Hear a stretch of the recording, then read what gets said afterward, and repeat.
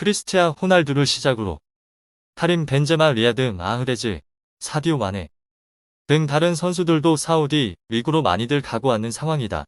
심지어 네이마르까지 사우디 리그로 가게 되면서 이번 여름 유럽 리그의 주요 리그에서 사우디로 향한 30번째 선수가 됐다. 사우디는 지난 6월 사우디 국부 펀드가 리야드에 연고를 둔 4개의 명문 구단 알-이티하드, 알나스르, 알-알리, 알-힐랄 구단을 인수하면서 국가가 주도하는 리그 발전 계획을 본격화했다. 사우디는 유럽의 현역 스타들을 유치해 자국 리그의 위상을 끌어올린다는 실천을 했는데 이게 바로 성공한 것입니다. 사우디 리그의 현재 가치는 약 9억 유로로 네덜란드 리그 에레디비시에 필적하는 수준까지 올라갔다고 합니다. 한편 지난 12월 개막한 새 시즌 사우디 리그는 유럽은 물론 한국까지 전 세계 170여 개국 48개 플랫폼과 방송사와 중계권 계약을 맺었다.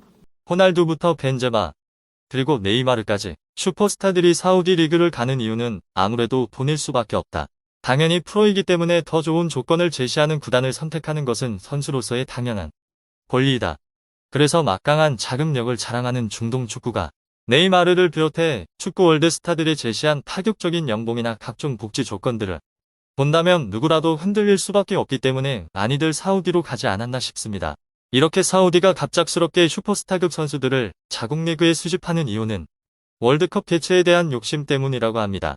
사우디는 2027년 아시아 축구연맹 아시안컵 개최를 이미 성공했기 때문에 여기서 더 나아가 2030년 국제축구연맹 월드컵 개최에 도전할 야망을 가지고 있습니다. 사우디는 월드컵 개최를 위해서 사우디 리그를 전 세계적으로 알리기 위해 선수들을 데려오는 중이라 할 수 있습니다.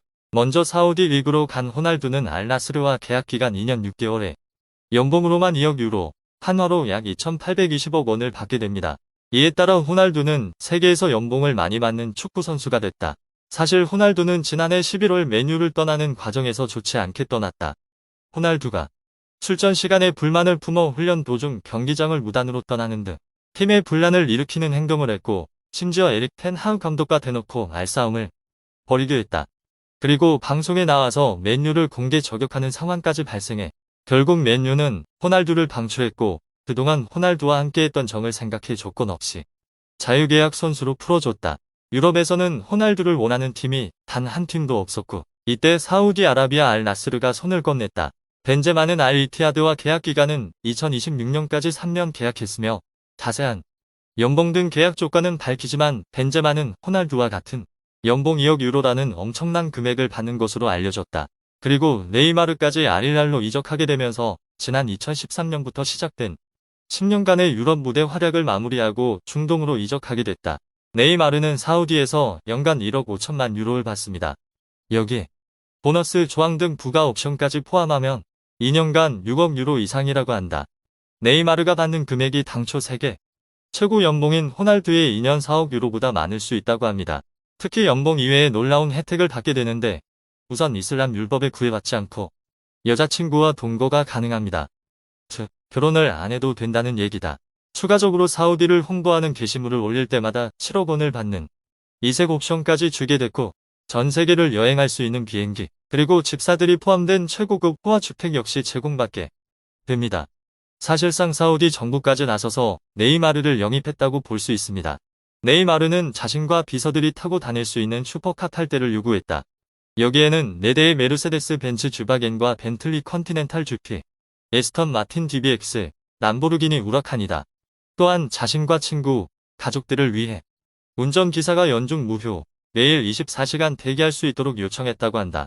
이어 집안에도 네이마르가 좋아하는 아사히 주스, 친구 및 가족을 위한 바라나 음료수로 항상 냉장고를 채워줄 것으로 요구했습니다. 또한 사우나 3개를 만들어 달라고 했으며 브라질에서 온 개인 요리사를 도와줄 보조 요리사 1명, 2명의 청소부 등 정규직 직원 5명을 배치해 달라고 했으며 네이마르가 집 안시설과 관련해서도 알힐랄 측에 많은 걸 요구했다고 밝혔다. 여기서 끝이 아니라 네이마르는 알힐랄 연고지이자 사우디 수도 리야드에 있는 호텔, 레스토랑 등을 이용하는 비용을 알힐랄이 청구하도록 요청했습니다. 또한 자신과 가족들이 여행할 때 이용할 개인 전세기, 야외 대형 수영장 설치, 지인들이 머물 수 있도록 최소 25개 방을 요구했습니다. 사우디는 네이마르의 엄청난 요구를 모두 수용한 상황입니다. 앞서 알힐랄은 메시에게 제안한 금액이 연간 10억 달러, 한화로 약 1조 2,800억 원을 제시했다고 합니다. 당초 알려진 4억 유로보다 훨씬 높은 수준이었다. 메시는 천문학적인 금액을 거부하고 조용하고 편안한 삶을 살고 싶어하는 가족을 위해 마이애미로 가는 것을 선고했다고 합니다. 그는 마이애미에서 스폰서십 계약을 제외하고 4천만에서 5천만 달러에 해당하는 순연봉을 벌고 있습니다. 메시가 막대한 연봉을 포기했지만 현재 미국 생활에 완벽 적응해 가족과 즐거운 삶을 보내고 있는 것으로 알려졌습니다. 지난 카림 벤제마, 은골로 캉테 등을 영입한 사우디아라비아 알이티하드가 손흥민에게 러브콜을 보낸 바 있다. 알이티하드가 손흥민을 영입하기 위해 연봉 3천만 유로에 달하는 4년 계약을 제시했지만 손흥민은 이를 거절했다고 합니다. 손흥민은 사우디 이적설에 대한 질문을 받고는 내가 사우디에 가고 싶었다면 나는 이곳에 없었을 것이라며 나는 축구를 좋아한다. 당연히 돈도 중요하지만 프리미어리그에서 뛰는 것을 꿈꾼다. 많은 선수들이 사우디로 가고 있다. 정말 흥미로운 일이지만 프리미어리그는 여전히 내 꿈이다라고 말했다.